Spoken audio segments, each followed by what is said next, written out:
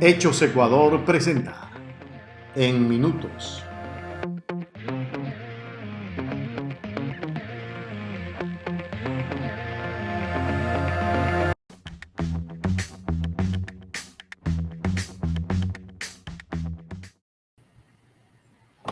Inmediatamente empezamos a revisar lo que es noticia en el Ecuador. Un placer saludarles y empezamos a ver qué pasó en horas ya de la tarde de este martes en la Asamblea Nacional. Llamados importantes que se hicieron por parte de los asambleístas de la Unión por la Esperanza. Y uno de ellos, y es que nos hace llegar a una reflexión, porque para nadie es un secreto que se vive un desgobierno en el Ecuador, y es que él señaló que este desgobierno tiene totalmente abandonado lo que son la educación y la salud. El asambleísta Blasco Luna expresó en el legislativo que el gobierno no ha velado por la salud de los ecuatorianos.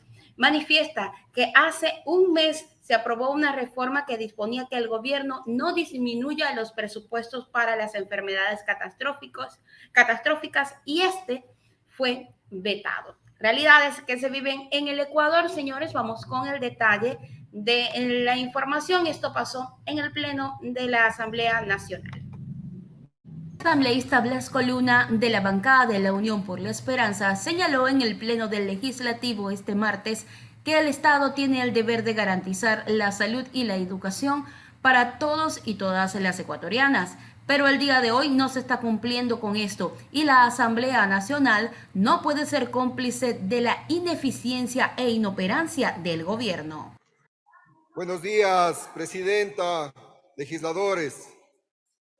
Quiero saludar la presencia de quienes el día de hoy, con un relato desgarrador, recurren a la Asamblea Nacional. Esta Asamblea Nacional que sintoniza con la ciudadanía. Por eso vienen el día de hoy sin que el gobierno haya velado, como es la responsabilidad. Artículo 32 de la Constitución de la República. Es deber y responsabilidad del Estado garantizar la salud para todas y todos los ecuatorianos. Pero el día de hoy no se está cumpliendo. Lamentablemente, no se está cumpliendo. Y esta Asamblea no puede ser cómplice de la ineficiencia e inoperancia que tiene el gobierno el día de hoy. No puede ser cómplice. Por eso el día de hoy los ciudadanos recurren acá para que en representación de ellos levantemos esta voz y exijamos que cumpla la Constitución. Les pido a los legisladores, por favor, si están conversando, salgan a los pasillos, ahí pueden conversar, dialogar. Aquí estamos tratando temas de trascendencia, que la ciudadanía espera soluciones, por favor. Les pido un poco de respeto a los ciudadanos, no hacia el legislador que está hablando. Encarecidamente, gracias.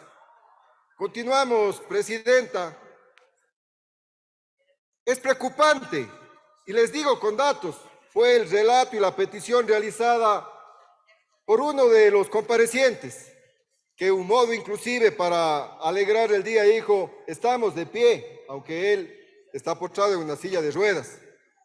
Y les digo con datos porque hace aproximadamente un mes y medio aquí, con votos de la mayoría de los legisladores, aprobamos una reforma al Código Orgánico Monetario y Financiero, que entre otras cosas garantizaba o disponía que el gobierno, cualquier gobierno, no utilice argucia alguna y disminuya los presupuestos efectivamente para salud y educación conforme la transitoria 18 y 22 de la Constitución de la República hasta alcanzar el 4% para salud y el 6% para educación. Pero cáiganse de espaldas con ciudadanos, cáiganse de espaldas. El gobierno del encuentro veta este proyecto de ley y un artículo de trascendencia que doy lectura. Artículo 4. No disminución de las asignaciones para enfermedades raras, huérfanas y catastróficas y para el tema de la universidad. Lo veta, lo elimina. Entonces, ¿de qué consecuencia con el pueblo habla el gobierno? Revérense, legisladores de Creo. Vayan y hagan un acto de conciencia y recriminen en la cara a quien nos gobierna el día de hoy que ustedes no pueden seguir pasando aquí vergüenza defendiendo a un gobierno que en definitiva no trabaja para el pueblo.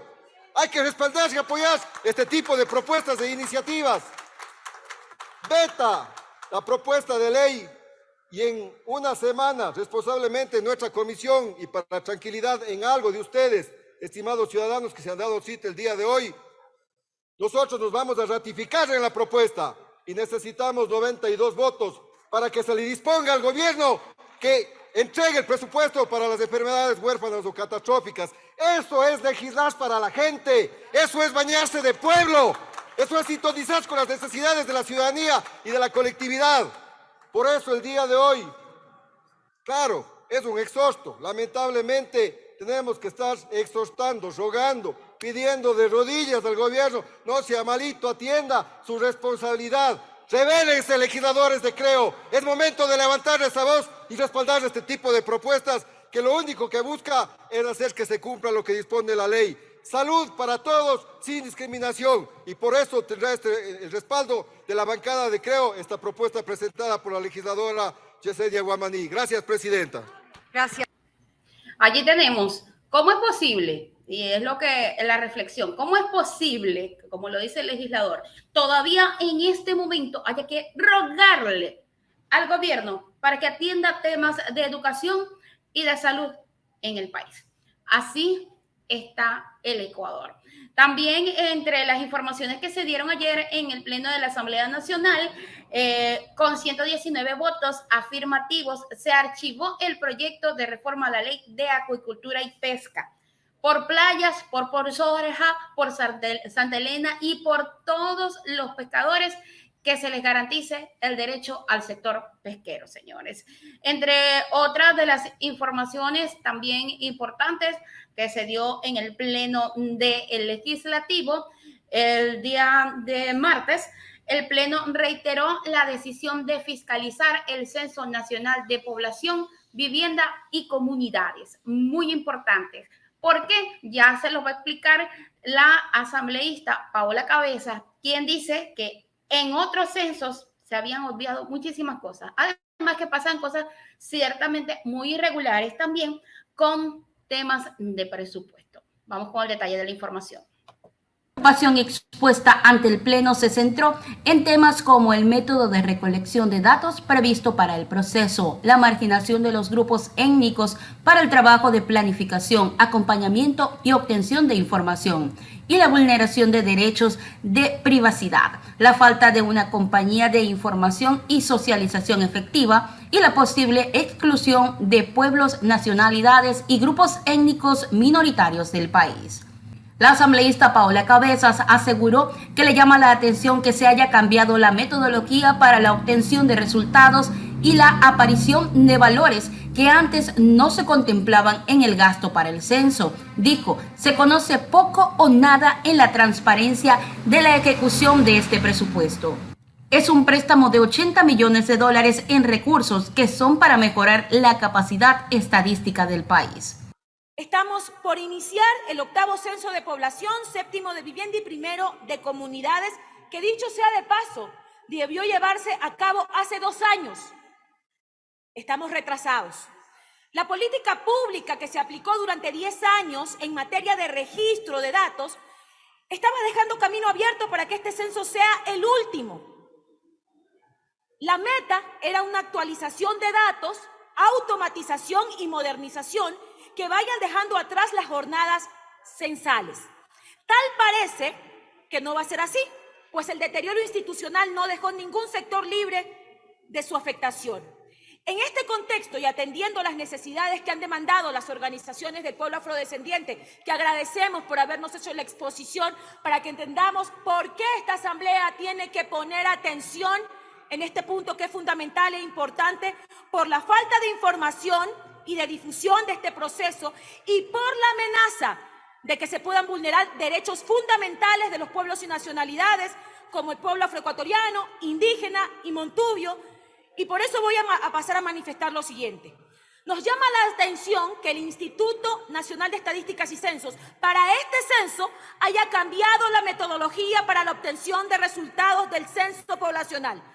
Ahora hay gastos que antes no se contemplaban, como la adquisición de tablets y la contratación de encuestadores por parte del INE y una en plena época electoral, colegas legisladores, en plena época electoral. En suma, hemos recurrido hasta un millonario endeudamiento con el Banco Mundial, cuyo detalle no sabemos a ciencia cierta. El 1 de julio del 2022, el directorio ejecutivo del Banco Mundial aprobó un préstamo de 80 millones para el Ecuador. Estos recursos servirán para supuestamente mejorar las capacidades estadísticas a través de la producción y difusión de estadísticas económicas y sociodemográficas. Viendo en esa perspectiva, suena interesante y hasta ejecutivo, diríamos. Pero el problema está en que se conoce poco o nada de la transparencia en la ejecución de esta inversión. El colega Javier Jurado y el presidente de la Comisión de Transparencia y Control Social de esta Asamblea han realizado pedidos de información a esta entidad que no han respondido, y si lo han hecho es de manera insuficiente e incompletos. Sin embargo, colegas legisladores, por otro lado, hay un tema que desde esta curul la tengo que decir en primera persona y por el pueblo al que represento, y por eso hay una fiscalización pendiente. Me refiero a la posible o inminente vulneración de los derechos del pueblo afroecuatoriano, de los compañeros indígenas, que nos encantaría que la bancada de Pachacuti que esté aquí, porque creo que ellos también deben ponerse al hombro esta fiscalización. Ya pasó en Colombia. La cifra evidenció una reducción del 30% en comparación con los datos del censo del 2005, que contabilizó más de 4 millones de personas afrodescendientes en Colombia. Es decir, en vez de aumentar la población negra en Colombia, se redujo, y así lo oficializó el gobierno a través del Departamento de Estadísticas y Censos de ese país. Es más, la Corte Constitucional colombiana falló ante una demanda que pusieron las organizaciones afrodescendientes de Colombia, en donde se evidenció que allí existió un evidente etnocidio. Esto, colegas legisladores, es gravísimo. Si esta invisibilidad estadística ocurre en Ecuador, reproducirán y perpetuarán exclusión en el ámbito social y de cara a las políticas de Estado de los afroecuatorianos, de los compañeros indígenas y de los montubios. Aquí todas las organizaciones sociales deben ponerse en un proceso de veeduría ciudadana y movilizarse en torno al censo, porque ya existe precedentes de lo sucedido en Colombia en torno al etnocidio. Para que no ocurra en Ecuador, esta Asamblea tiene que fiscalizar el proceso en su integralidad, vigilando que se cumplan con todos los parámetros de manera transparente para evitar una probable afectación étnica de la población afroecuatoriana, indígena y montubia. Ahora la pregunta del millón. ¿Será que de verdad el Ecuador, quienes van a realizar ese censo, lo van a hacer como debe ser? Preguntamos. ¿Será que sí o van a hacer de esto otro método más para conseguir dinero y que esto se desvíe? Es lamentable lo que pasa en el Ecuador. Mientras tanto, señores, una avioneta se estrelló en una avenida de Guayaquil. Vamos con el detalle. Guayaquil vivió una escena de película este 18 de octubre del 2022, cuando una avioneta se estrelló en la Ciudadela Alborada, en la cuarta etapa. En redes sociales se han colgado videos que muestran el fuego y el humo producto del incidente y se leen los comentarios de quienes aseguran escucharon un estruendo. Por su parte, Cintia Viteri confirmó que fallecieron 2 personas y hay un herido. ¿Qué es lo que pasaba? Comunicamos inmediatamente al 911, a Ley y Orden, que es el grupo que tengo, a los bomberos, y llegaron de manera inmediata acá. Lamentablemente hay 2 personas que fallecieron, uno que está vivo, de los que venían en la nave, pero lo increíble es haber visto cómo el piloto buscó un lugar donde estrellarse. Él sabía que no tenía opciones, sabía que él iba a perder la vida, y buscó un lugar donde estrellarse, un parque, justamente al lado de esta casa donde sacaron a 2 ancianitos aterrados por la explosión. Lamentablemente han muerto 2 personas. Las 2 personas venían en la avioneta. En la avioneta, venían 3 hasta donde me informa el jefe del cuerpo de bomberos, de Manta, era una avioneta que venía de Manta, y solamente el que queda vivo podrá explicar qué es lo que pasó con la avioneta. Ahora usted lo único que ve es el resto de una tragedia y también el resto de un acto heroico de un hombre que buscó no matar a más personas. Alcaldesa, hubo también caída de cables, pero no mayores consecuencias. Sí, es mejor que nos aleguemos de los cables porque nadie sabe qué pueda pasar. No hubo mayor consecuencia de infraestructura de daño. El piloto buscó un parque, vimos cómo iba cayendo y buscó un sitio donde no hacerle daño a los demás. Mientras tanto, Martín Culacón, jefe del Cuerpo de Bomberos de Guayaquil, aseveró que el piloto está con vida y que fue llevado a un hospital. La avioneta se incendió por el combustible, pero la actuación inmediata de los bomberos evitó que el fuego se expandiera. Para poder hacer el menor daño posible, en este accidente el piloto está con vida, ha sido trasladado, primero estabilizado por la ambulancia de nuestra institución y después trasladado a un hospital. Y adicionalmente tenemos 2 personas que iban en la ambulancia, en la avioneta, que han fallecido. Afortunadamente no se produjo un estallido posteriormente. O sea, sí, la avioneta obviamente se incendió por el combustible que trae, pero la actuación de los bomberos fue muy rápida, tenemos cuarteles muy cercanos y se pudo llegar y hacer la mitigación de la emergencia lo más pronto posible. Por eso los daños son menores en la casa junto a donde se accidentó la avioneta. Comandante, la avioneta era de uso particular. Uso comercial particular, sí. De las 2 cosas, la avioneta que venía de Manta, y como indicaba, las 3 personas que venían adentro eran capitanes de aviación. ¿Cuántas unidades se movilizaron a este punto? No tengo el dato exacto, todavía estamos en operaciones, una vez que terminamos operaciones, les diremos cuántas unidades hay aquí, pero hay 4 solamente 6 unidades, 2 rescates también, y aquí hay más o menos un poco más de 100 bomberos. Ahí está, señores, eso sucedió en la tarde del día de ayer, específicamente este martes 18 de octubre en la ciudad de Guayaquil. Esperemos, según reportes que han ido avanzando, el piloto está ya mucho mejor. Esperemos que pueda mejorar del todo y que se inicien las investigaciones a ver qué falla fue la que presentó este avión que se estrelló en una avenida en Guayaquil. Señores, vamos a seguir al tanto de más informaciones para nosotros estarles actualizando noticias a todos ustedes.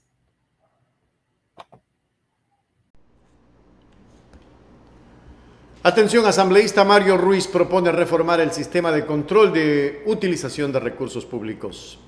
El asambleísta Mario Ruiz presentó el proyecto de reformas a la Ley Orgánica de la Contraloría, que tiene por objeto regular el sistema de control de utilización de recursos públicos que examina, verifica y evalúa a las instituciones del Estado y la adecuada administración, utilización y custodia de los recursos del Estado. Explicó que según esta propuesta los dignatarios, autoridades, funcionarios y servidores públicos sin excepción se responsabilizan y rendirán cuentas públicas sobre el ejercicio de sus atribuciones, la utilización de recursos públicos puestos a su disposición, así como de los resultados obtenidos en el desempeño de sus funciones.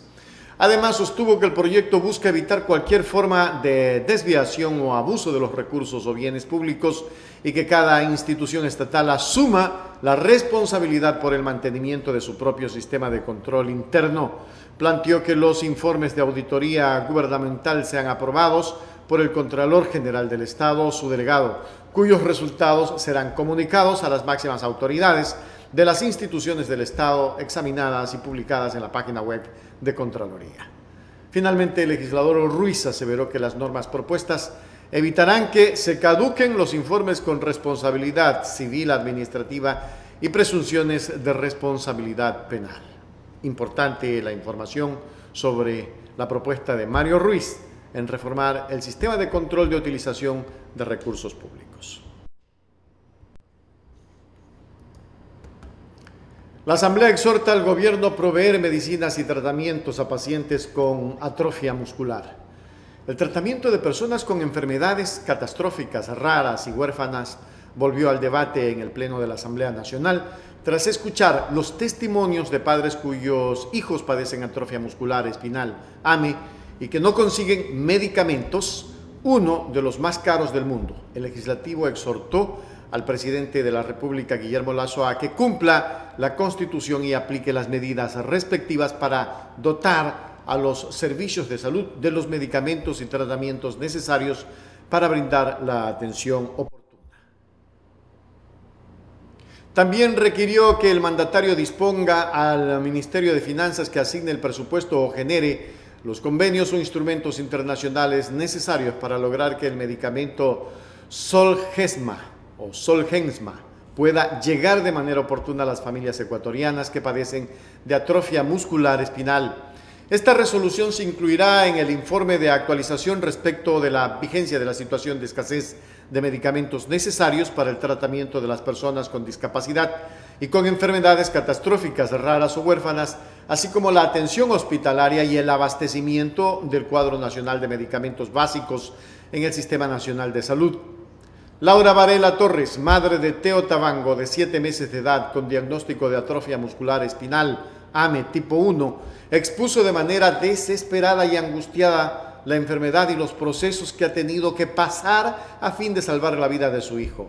Pidió la intervención inmediata de las autoridades en la compra del medicamento, cuyo costo es de alrededor de $2 millones.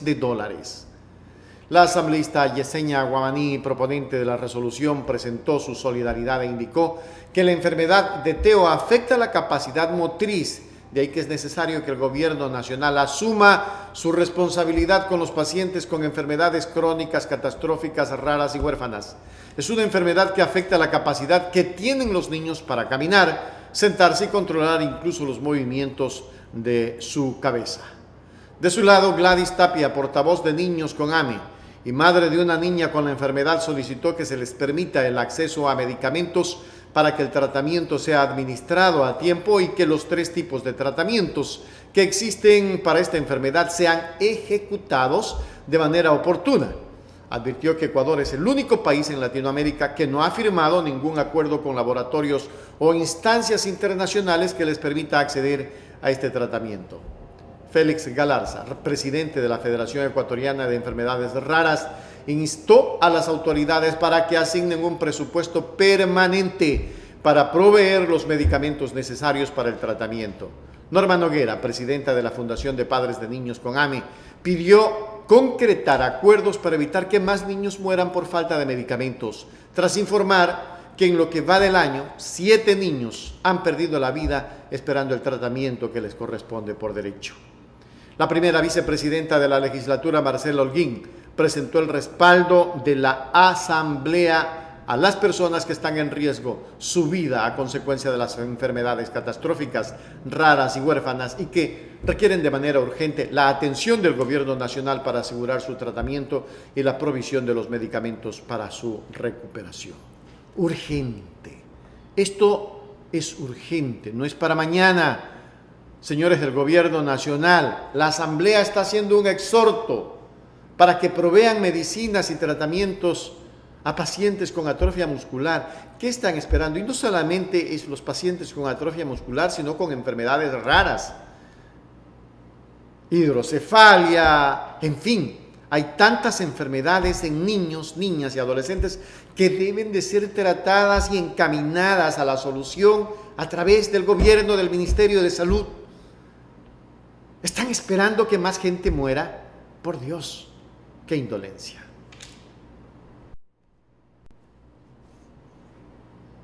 El Pleno reitera decisión de fiscalizar el Censo Nacional de Población, Vivienda y Comunidades. El Pleno de la Asamblea Nacional recibió a John Antón Sánchez, académico del Instituto de Altos Estudios Nacionales, Byron Villasís, exdirector del Instituto Nacional de Estadísticas y Censos, y a Reina Valle, directora de la Ubuntu por un nuevo futuro, para escuchar sus criterios en cuanto al proceso de fiscalización al INEC y a la ejecución del Censo Nacional que empezó su proceso virtual este mes de octubre.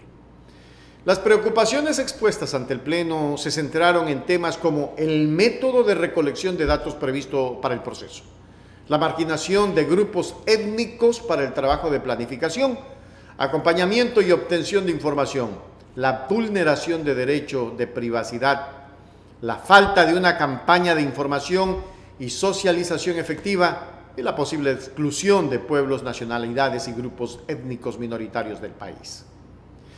El problema que acarrea una mala recopilación de información es que si los resultados arrojan una disminución de un grupo poblacional en comparación del último censo, no vamos a saber la razón exacta de esto, señaló Byron Villasís.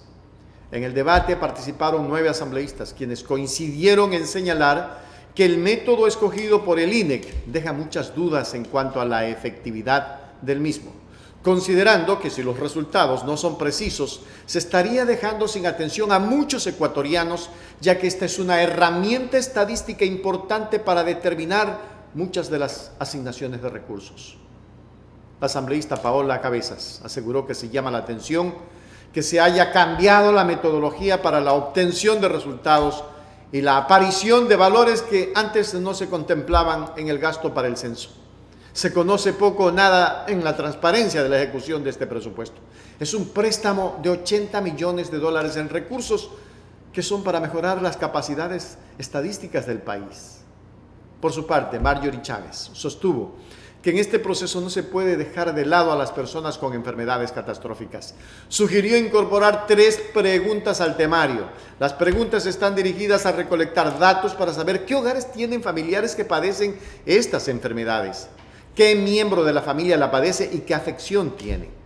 Esta información servirá para tener una base de datos clara sobre personas con enfermedades catastróficas y poder atenderlas de mejor manera, finalizó. La arquitecta Pierina Correa cuestionó la contratación de cerca de 20.000 personas para recabar la información del censo. Este proceso se ha hecho en tiempo de elecciones y solo el hecho de dar trabajo a tantas personas se podría considerar un acto proselitista, subrayó. Al concluir, el Pleno de la Asamblea aprobó con 107 votos afirmativos y 19 abstenciones la resolución propuesta por la legisladora Paola Cabezas, la cual ratifica el proceso de fiscalización al Instituto Nacional de Estadísticas y Censos. Exhorta a que capacite a los censadores para que no se impongan frente a los censados en zonas de conflictos limítrofes respecto de su identidad territorial. Y aquí va más. También dispone la comparecencia del director ejecutivo del INEC, secretario nacional de Planificación y del ministro de Economía ante la Comisión de Transparencia, Participación Ciudadana y Control Social. Además, invitarán a dirigentes de las organizaciones nacionales, pueblos y nacionalidades indígenas, afroecuatorianas y montubias para que expongan el riesgo de su invisibilización en el actual censo poblacional. Aquí quiero meter mi lengua, mis palabras. Si bien, es que no me cabe porque lo mío es un mundo tecnológico, si bien van a hacer un censo virtual, donde tú entras, donde tú dices quiénes y qué personas están, donde la ciudadanía tiene que responder a preguntas. ¿Para qué quieren 20.000 ciudadanos? ¿No es más fácil, ecuatorianos, en la información que se recabe, hacer verificación vía mail, hacer verificación? Hoy tenemos todo un sistema de comunicación vía streamer, vía videoconferencia al jefe de familia. Eso lo puede hacer el mismo INEC cuando hay dudas. Qué pena, de verdad, que en el Ecuador la tecnología no se la esté utilizando sino para hacer TikTok con zapatos rojos o para hacer TikTok de cosas que no están dentro de las propuestas que tenemos que hacer desde el Poder Popular. Siempre insisto en aquello, para que el país comience a resurgir. No podemos dejar en la indefensión al Estado. Ojalá que razonen, si es que pueden razonar. Arranca fase de calificación y verificación de posibles actos heroicos. Aquí la información. Los expedientes de los ecuatorianos y ecuatorianas que aspiran a ser declarados como héroes y heroínas del país entran en la fase de calificación y verificación de los posibles actos heroicos que realizaron. La Comisión de Verificación y Calificación a los Héroes y Heroínas Nacionales dio inicio oficial a dicha fase entre 18 de octubre dentro del sexto trámite sumario. Para el proceso de calificación, los miembros de la comisión aplicarán la ley de héroes y heroínas nacionales, que en su artículo 1 establece como actos heroicos a los actos únicos, verificables de valor, solidaridad y entrega, más allá del comportamiento normal esperado y del estricto cumplimiento del deber, aún a riesgo de su propia integridad, salvando vidas, protegiendo las instituciones establecidas por nuestra Constitución o defendiendo la dignidad, soberanía e integridad territorial del Estado. El análisis de los expedientes se realizará dentro del término de 30 días, que pueden extenderse a 60 de acuerdo a las necesidades del proceso. Concluido el plazo, se notificará la resolución tomada a los correos personales de los postulantes. Quienes no sean calificados pueden presentar su solicitud de reconsideración. La designación de los héroes y heroínas nacionales debe suponer y superar la fase de impugnación ciudadana y cuenta con el acompañamiento de la veeduría correspondiente. El inicio de la fase de verificación de posibles actos heroicos se realizó en la sesión ordinaria número 98, a la que asistieron señor Ramsés Torres, presidente de la comisión, doctor Miguel Chimborazo, comisionado por la Defensoría del Pueblo, general Santiago Almeida, delegado por el Ministerio de Defensa Nacional, y general Fausto Olivo, delegado del Ministerio del Interior. Vamos a ver qué pasa con esta fase de la calificación y verificación de los posibles actos de héroes, ¿no? Héroes y heroínas. Y atención, Fiscalía apela y obtiene aumento de pena en caso de femicidio. Por unanimidad, la Sala de la Corte Provincial de Justicia de Azuay acogió el pedido de Fiscalía e incrementó la pena de 26 a 34 años y 8 meses de privación de libertad para José Jonás L. como autor del femicidio de su pareja. El sentenciado también deberá cancelar $124,800 como reparación integral a los familiares de la víctima. Durante la audiencia de apelación efectuada el viernes 14 de octubre, la fiscal Blanca León expuso ante los magistrados que, en la audiencia de juicio desarrollada en julio de 2022, Fiscalía justificó la existencia de circunstancias agravantes de la infracción. Sin embargo, el tribunal no las consideró al dictar la sentencia. Estas se encuentran tipificadas en los numerales 1 y 6 del artículo 47 del Código Orgánico Integral Penal COIP, los cuales hacen referencia a cometer el delito de alevosía y aumentar las consecuencias dañosas de la infracción para la víctima. La investigación. La víctima salió de su domicilio el 27 de mayo de 2020 para trasladarse a la parroquia Cañaribamba del cantón Santa Isabel, donde cumplirá labores agrícolas. Debido a que no retornó, sus familiares denunciaron su desaparición. El 4 de junio de 2022, en la quebrada San Pedro, cerca de la vivienda de José Jonás L., fue encontrado un saco de yute que contenía fragmentos de huesos humanos y utensilios de cocina incinerados. Por esta razón se allanó la vivienda del ahora sentenciado, donde se levantaron muestras de máculas de sangre. Además, frente al inmueble, en un sitio en el cual se había prendido fuego, se encontraron restos incinerados que correspondían a fibras textiles y alambres de colchón. La investigación reveló que el día de su desaparición la víctima llegó al domicilio de José Jonás y mientras se encontraban acostados sobre el colchón, él le disparó en la cabeza. Enseguida quemó el cuerpo para desaparecerlo. Sin embargo, el dorso de la mujer no fue incinerado, por lo que lo enterró en el sector Cebadillas. Los demás restos humanos los colocó en un saquillo que fue lanzado a la quebrada. Fiscalía justificó el cometimiento del delito y la responsabilidad del sentenciado con los testimonios de familiares de la víctima, de 2 médicos legistas y un antropólogo forense, agentes de la policía y peritos que practicaron las valoraciones psicológicas y de trabajo social. El delito de femicidio está tipificado en los artículos 141 y 142 del Código Orgánico Integral Penal COI y se sanciona con privación de libertad de 22 a 26 años. En este caso, la pena se incrementó por la existencia de circunstancias agravantes de la infracción. Qué dura situación, cuál habrá sido el caso, por qué se llevó a efecto esto.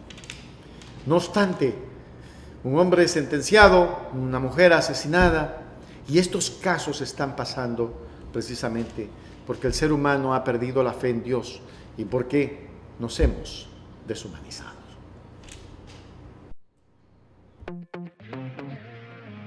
Hemos presentado en minutos